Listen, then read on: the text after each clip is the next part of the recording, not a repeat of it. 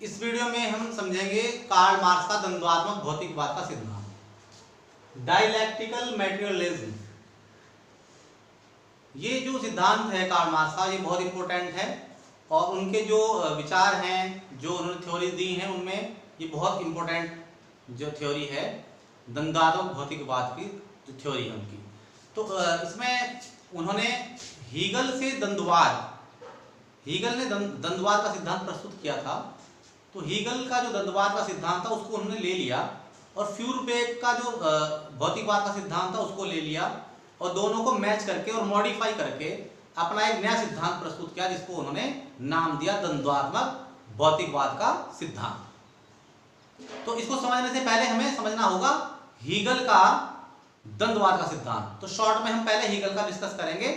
तो हीगल का मानना क्या है कि संसार की प्रत्येक वस्तु गतिशील अवस्था में है और उसमें द्वंद्वाद की प्रक्रिया से परिवर्तन होता रहता है और ये बदलते बदलते फिर से उसी अवस्था में आ जाती है जहां से वो चलती है।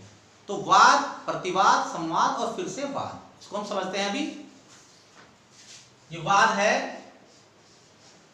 ये वाद जो है इसके अंदर ही कुछ विरोधी गुण हैं, कुछ ऐसे गुण हैं कि ये आपस में संघर्ष की स्थितियां हैं यहाँ पर। तो ये जो है वाद धीरे धीरे बदल जाएगा प्रतिवाद में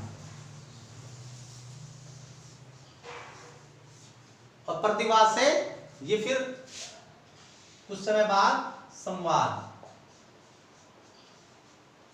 ये संवाद में बदल जाएगा और संवाद फिर से वाद में बदल जाएगा। तो हीगल का मानना है कि प्रत्येक संसार की जो वस्तु है वो गतिशील अवस्था में, उसमें परिवर्तन द्वंद्वाद के माध्यम से, वाद, प्रतिवाद और संवाद के माध्यम से होता रहता है और फिर से वही स्टेज आ जाती है जहां से चेंज आने शुरू होते हैं। तो हीगल का द्वंद्वाद का सिद्धांत है। अब कार्ल मार्क्स ने इसमें बदलाव किया। यह सिद्धांत कैसा है? चक्रीय, यानी कि एक साइक्लिक है, बना हुआ है कि वाद से प्रतिवाद आएगा, प्रतिवाद से संवाद, फिर से वाद आ जाएगा। तो चीजें वहीं से जहां से चली थी वहीं पे पहुंच जाएंगी। तो मार्क्स ने इसको चेंज कर दिया। उन्होंने कहा कि जो चेंज आते हैं द्वंद्वाद की प्रक्रिया से, उन्होंने माना कि हाँ ठीक है, प्रत्येक वस्तु गतिशील अवस्था में, हम इसको मानते हैं, एक्सेप्ट करते हैं, लेकिन जो चेंज आएगा वो रेखीय होगा, एक लाइन में होगा, सीधी लाइन में होगा, ये साइकिल में के फॉर्म में नहीं होगा। आइए इसको देखते हैं। तो उन्होंने कहा वाद से प्रतिवाद और प्रतिवाद से संवाद। अब ये संवाद यानी कि वाद से प्रतिवाद में बदल जाएगा, प्रतिवाद संवाद में बदल जाएगा और संवाद फिर से वाद में बदल जाएगा। अब ये जो वाद आया है ये चेंज है, यानी कि इसमें तो वही स्टेज आ गई फिर से। अब इन्होंने कहा कि ये वाद फर्स्ट है और ये वाद सेकंड है। तो वाद सेकंड वाद फर्स्ट से अलग होगा, ऐसा इसका रिपीटेशन नहीं होगा कि पुनरावृत्ति नहीं होगी, फिर से दोहराया नहीं जाएगा, बल्कि ये अलग वाद होगा, अलग लक्षणों वाला होगा, अलग गुणों वाला होगा। तो उन्होंने ये चेंज कर दिया। उन्होंने कहा कि मैंने हीगल के सिद्धांत को, हीगल के द्वंद्वाद के सिद्धांत को सर के बल खड़ा पाया, यानी कि सर नीचे था, पैर ऊपर थे, और मैं इसको सीधा करके पैरों के बल खड़ा कर दिया। तो उन्होंने द्वंद्वाद का सिद्धांत हीगल से लिया और इसको चेंज करके, मॉडिफाई करके प्रस्तुत कर दिया द्वंद्वाद के नाम से, और इसमें फ्यूरबेक से भौतिकवाद ले लिया। अभी हम देखेंगे, पहले हम द्वंद्वाद पे डिस्कस करेंगे। तो कार्ल मार्क्स ने इसके 3 रूल बताए हैं, द्वंद्वाद के 3 रूल बताए हैं। पहला रूल है निषेध के निषेध का नियम। निषेध के निषेध का मतलब यह है कि इसमें प्रत्येक जो अवस्था है, वाद, प्रतिवाद और संवाद, ये जो प्रत्येक अवस्था इसमें है, ये पहले वाली अवस्था की निषेध है, उसका यानी कि उसके अपोज में है, उसका एंटी है।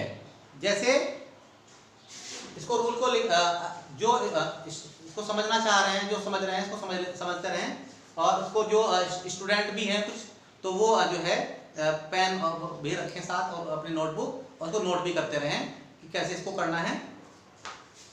तो निषेध, पहला रूल क्या है? 3 रूल बताए हैं हमने, बताया आपको। पहला रूल है निषेध के निषेध का नियम। जैसे जैसे हम बता रहे हैं ऐसे ऐसे लिखना भी है उसी हिसाब से। तो निषेध के निषेध का नियम हेडिंग डलेगी है यहाँ पर। तो इसमें क्या है कि प्रत्येक अवस्था जो नई अवस्था है वो पहली अवस्था की निषेध है। जैसे उन्होंने एग्जाम्पल दिया है इसको गेहूं। अब गेहूं को हमने बो दिया, ये गेहूं क्या है, ये वाद है, वाद के रूप में है। इसको मिट्टी, नमी और सूरज की रोशनी मिलेगी तो जम जाएगा, पौधे की शक्ल ले लेगा। तो ये वाद है, ये यहां पर पौधा बन गया। पौधा बनने का मतलब हो गया, ये जो पौधा है ये इस वाद का निषेध है, गेहूं का निषेध है, ये गेहूं का निषेध।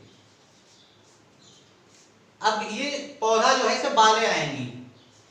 ये जो पौधा है ये क्या है, गेहूं का निषेध तो है, लेकिन यहां पर स्टेज के हिसाब से क्या बैठेगा, प्रतिवाद, ये प्रतिवाद है। अब पौधा संवाद में बदल जाएगा। ये जो संवाद है ये क्या होगा, बालें, जो पौधे में बालें लगती हैं जिनमें गेहूं भरे होते हैं, ये बालें क्या हैं, ये गेहूं का निषेध था पौधा, और ये पौधे का निषेध है बालें, पौधे का निषेध। अब पौधे का निषेध यानी कि निषेध का निषेध, समझ लेना आप इसको। निषेध के निषेध का नियम का मतलब क्या होगा, ये निषेध है गेहूं का, और इस निषेध का निषेध क्या है, बालें। तो निषेध के निषेध का रूल हो गया, इस तरह से इसको समझ लें। उसके बाद बालें फिर से, ये क्या है यहाँ पर संवाद, ये बालें संवाद के रूप में है, और ये फिर से गेहूं, जो बालें हैं इनमें से गेहूं के दाने निकल जाते हैं, तो फिर ये गेहूं पे बदल गए। ये तो ये क्या है, वाद सेकेंड है, ये वाद फर्स्ट है। तो इस तरह से उन्होंने बताया है कि ये जो है निषेध का निषेध का रूल इस तरह से होगा। तो आप इसी में इसी तरह बता देंगे कि जैसे गेहूं का जो पौधा है वो उसका निषेध होता है, पौधा जो है गेहूं का निषेध है, और पौधे में जो बाल लगती हैं वो फिर उसका निषेध है, पौधे का बालें। तो इस प्रकार निषेध का निषेध हो जाता है। तो ये निषेध का निषेध का रूल है। दूसरा जो रूल है इनका वो है विरोधियों में परस्पर एकता और उनमें संघर्ष का नियम। विरोधियों में परस्पर एकता, पहले इसको बताएंगे। विरोध में परस्पर एकता का मतलब क्या है। कार्ल मार्क्स का मानना है कि प्रत्येक वस्तु जो है उसमें दो परस्पर विरोधी तत्व पाए जाते हैं, लेकिन इन दोनों की जो उपस्थिति है वो एक दूसरे के अस्तित्व के लिए अनिवार्य है। यानी कि अगर एक नहीं होगा तो दूसरा भी नहीं रहेगा। तो इस प्रकार ये है तो विरोधी, लेकिन इनमें एकता है। तो ये विरोध में परस्पर एकता को हम ऐसे बताएंगे, एवं उनमें संघर्ष।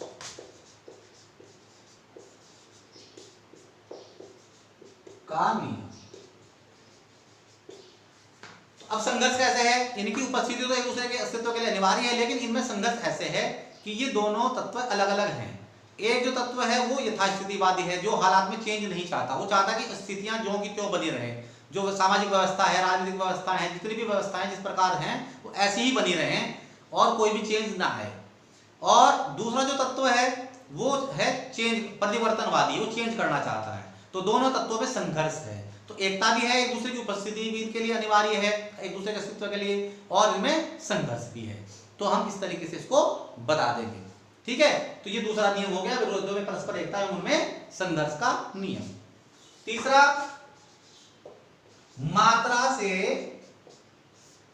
मात्रात्मक से गुणात्मक परिवर्तन का नियम। तो मात्रात्मक से गुणात्मक परिवर्तन का मतलब क्या है, कार्ल मार्क्स ने इसमें कैसे बताया उन्होंने कहा कि छोटे छोटे परिवर्तन आते रहते हैं।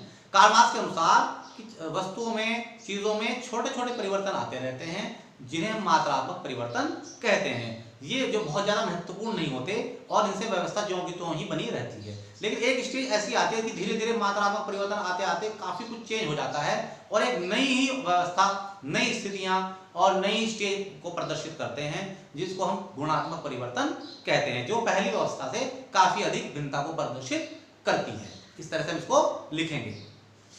तो उसका उन्होंने एग्जाम्पल क्या दिया है, पानी का एग्जाम्पल दिया है। उन्होंने कहा कि पानी होता है, पानी को आप उबालेंगे तो गर्म पानी बनेगा। तो ये जो चेंज है गर्म पानी भी वही है, गुण भी प्रदर्शित करा है, गर्म हो गया है वो हालांकि, लेकिन है भी पानी। तो ये परिवर्तन जो है मात्रात्मक परिवर्तन है। चेंज तो हुआ है लेकिन ये बहुत बड़ा चेंज नहीं है। लेकिन जब हम उसको और ज्यादा गर्म करेंगे तो पानी भाप में बदल जाएगा। तो ये बिल्कुल नई स्टेज है, और जो नई स्टेज है यही गुणात्मक परिवर्तन है। तो हम इसको ऐसे दिखाएंगे, पहले यहाँ पे पानी लिखेंगे, फिर एक लंबा सा एरो बनाएंगे। तो ये कौन सा परिवर्तन, यहाँ पे गर्म पानी, गर्म पानी, ये पानी गर्म हो गया है। ये कौन सा चेंज है, मात्रात्मक परिवर्तन। यहाँ पे एरो के ऊपर लिख देंगे मात्रात्मक परिवर्तन। और लंबा सा करेंगे तो इसको यहीं पे लिखा जा सकता है। उसके बाद गर्म पानी को जब और गर्म करेंगे ये गुणात्मक परिवर्तन हो जाएगा। यहां पर गुणात्मक परिवर्तन, तो ये जो यहां पे चेंज हो रहा है ये भाप में बदल गया है।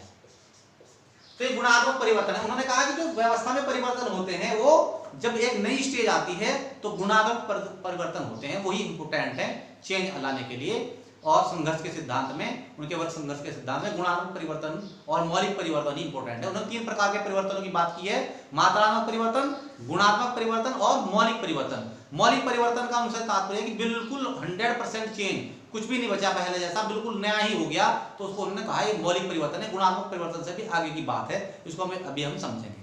तो ये उनका द्वंद्ववाद का सिद्धांत हो गया। यहाँ पर द्वंद्वात्मक, ये वाला पार्ट हमने कर लिया है आधा द्वंद्वात्मक। अभी हम भौतिकवाद की बात करते हैं। इन दोनों को जोड़ करके द्वंद्वात्मक भौतिकवाद का सिद्धांत कंप्लीट हो जाएगा। तो उन्होंने कहा है, कार्ल मार्क्स ने कहा है, भौतिकवाद का मतलब उनका क्या है कि भौतिक तत्व ही महत्वपूर्ण होते हैं समाज में। किसी भी व्यवस्था में भौतिक तत्व यानी कि आर्थिक तत्व ही महत्वपूर्ण है, और आर्थिक तत्वों से ही उस समाज की इंफ्रास्ट्रक्चर बनती है। और इंफ्रास्ट्रक्चर के ऊपर ये जो भौतिक तत्व है, इनकी जो इंफ्रास्ट्रक्चर है यानी कि अधोसंरचना है, इस अधोसंरचना के ऊपर ही अधिसंरचना डिपेंड करती है। अधिसंरचना में यानी कि सुपर स्ट्रक्चर है वो, उसमें समाज, सामाजिक व्यवस्था, सांस्कृतिक व्यवस्था, धार्मिक व्यवस्था, शैक्षणिक व्यवस्था, सांस्कृतिक व्यवस्था, ये सारे आ जाते हैं। तो ये कह रहे हैं कि ये सुपर स्ट्रक्चर जो है ये इंफ्रास्ट्रक्चर के ऊपर डिपेंड है। इंफ्रास्ट्रक्चर में जैसे ही चेंज आएगा तो सुपर स्ट्रक्चर में भी चेंज आ जाएगा। यानी कि जैसे ही भौतिक तत्वों में परिवर्तन होगा ऐसे ही समाज में भी परिवर्तन हो जाएगा, संस्कृति में परिवर्तन हो जाएगा, धार्मिक व्यवस्था में परिवर्तन हो जाएगा, शैक्षणिक व्यवस्था में परिवर्तन हो जाएगा। तो इस प्रकार उन्होंने कहा है कि जो द्वंद्ववाद की प्रक्रिया है उसके माध्यम से भौतिक तत्वों में जो परिवर्तन होता है उसी से हमारे समाज, संस्कृति, राजनीति, धर्म व्यवस्था, शैक्षणिक व्यवस्था सारी बदल जाती हैं और एक नया युग शुरू हो जाता है। यही उनका द्वंद्वात्मक भौतिकवाद का सिद्धांत है। आइए इसको देखते हैं थोड़ा सा कैसे उन्होंने बताया फिर आगे से। तो उन्होंने इसको बताया है कि ये भौतिक, ये है आपकी इंफ्रास्ट्रक्चर यानी कि अधोसंरचना, ये भौतिक तत्व है। यहाँ पर ये बिल्कुल मतलब भौतिक तत्व इस तरह है जैसे किसी मकान की नींव होती है और उसी के ऊपर फिर सुपर स्ट्रक्चर खड़ी होती है। तो भौतिक तत्व है, यहाँ पर ये अधोसंरचना यानी कि इंफ्रास्ट्रक्चर का निर्माण कर रहे हैं। ये हम दिखा देंगे इस आंसर में भी। जब हम लिखेंगे तो हम इसको ये डायग्राम बनाएंगे इस तरह का, और उसमें बीच में लिखेंगे भौतिक तत्व अधोसंरचना यानी कि इंफ्रास्ट्रक्चर। इसमें हम यहाँ लिखेंगे सामाजिक व्यवस्था, यहाँ लिखेंगे सांस्कृतिक व्यवस्था, यहाँ लिखेंगे शैक्षणिक व्यवस्था, यहाँ लिखेंगे राजनीतिक व्यवस्था। तो ये इसमें लिख देंगे, थोड़ा बड़ा बनाएंगे या फिर इसको ऐसे इंडिकेट कर देंगे एरो से, ठीक है। सामाजिक, सांस्कृतिक, राजनीतिक, धार्मिक, ये सारी जो व्यवस्थाएं हैं ये इस अधोसंरचना पे टिकी हुई है। और ये क्या है, ये अधिसंरचना है यानी कि सुपर स्ट्रक्चर है।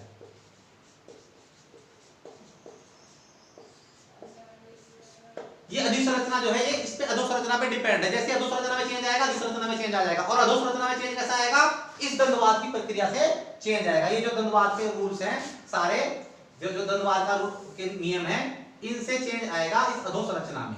और अधोसंरचना में चेंज आने से चेंज आ जाएगा इसमें। ये आपको इस तरह एरो में सिर्फ समझाने के लिए बता रहा हूं, आपको वहां पे नहीं लगाना है, आपको सिर्फ वहां पे ये बताना है, ये वाला डायग्राम बनाना है। और ये डायग्राम बनाने के बाद आपको बताना है कि कार्ल मार्क्स के अनुसार द्वंद्ववाद की प्रक्रिया के माध्यम से भौतिक तत्वों में जो चेंज आता है उससे अधोसंरचना परिवर्तित हो जाती है, और अधोसंरचना परिवर्तन होने से अधिसंरचना यानी कि सामाजिक व्यवस्था, राजनीतिक व्यवस्था, सांस्कृतिक व्यवस्था, धार्मिक व्यवस्था परिवर्तित हो जाती है। और इस प्रकार एक नया युग शुरू होता है। और कार्ल मार्क्स के अनुसार आज तक के जितने भी परिवर्तन हुए उसी प्रकार से द्वंद्ववाद के माध्यम से भौतिक तत्वों में होने वाले परिवर्तन के माध्यम से ही वो हुए हैं। और आदिम साम्यवादी युग से लेकर के आज तक का जो युग है, आदिम साम्यवाद से दास युग से सामंतवादी युग से पूंजीवादी युग तक के जो परिवर्तन है वो इसी माध्यम से द्वंद्वात्मक भौतिकवाद के माध्यम से ही हुए हैं, इसी प्रक्रिया के माध्यम से हुए हैं। और अब जो पूंजीवादी युग में परिवर्तन होंगे वो भी इसी माध्यम से होंगे, इसी प्रक्रिया के माध्यम से होंगे, और पूंजीवादी समाज जो है वो साम्यवादी समाज में बदल जाएगा। इसमें अलग अलग स्टेज भी आएंगी, वो हमने कार्ल मार्क्स के वर्ग संघर्ष के सिद्धांत में एक वीडियो बनाई, उसमें हमने आपको बताया है किस किस तरीके से उन्होंने उसको समझाया है कि वो परिवर्तन कैसे आएगा और वर्ग संघर्ष कैसे होगा। तो ये बेस है, इससे हमने बता दिया कि किस प्रकार से वो अधोसंरचना में परिवर्तन, फिर अधिसंरचना में परिवर्तन, और किस प्रकार से एक युग से दूसरा युग बदल जाएगा। अब यहाँ पर वो बताते हैं कि जो ये जो चेंज आएगा, तो जब साम्यवादी समाज बनेगा ये गुणात्मक परिवर्तन से भी आगे की बात होगी और ये मौलिक परिवर्तनों को दिखाएगा, क्योंकि बिल्कुल ही एक नवीन व्यवस्था होगी और बिल्कुल नई व्यवस्था को प्रदर्शित करेगी। तो ये मौलिक परिवर्तन होगा जो गुणात्मक परिवर्तन से भी आगे की चीज है। तो इस प्रकार कार्ल मार्क्स का द्वंद्वात्मक भौतिकवाद का सिद्धांत हमने आपको बताया। उम्मीद है कि आपने इसको समझ लिया होगा, और अगर आपको कोई प्रॉब्लम हुई हो या कोई दिक्कत हुई हो तो आप प्लीज़ हमें कमेंट कर सकते हैं। अगर आपको कोई चीज़ समझ में आई हो, हम कोशिश करेंगे कि आपके जो प्रॉब्लम्स हैं उनको सॉल्व करें। और वीडियो को आपने देखा, इसके लिए आपको बहुत बहुत धन्यवाद। और अगर आप चाहते हैं कि हम आपको हमारी जो वीडियो है आपके पास जाती है तो प्लीज़ इसको चैनल को सब्सक्राइब करें और बेल आइकन का बटन भी दबा दें, बेल आइकन को दबा दें, और जिससे ये वीडियो जो है हमारी आपके पास जाती रहें। वीडियो देखने के लिए बहुत बहुत धन्यवाद। थैंक यू वेरी मच, शुक्रिया।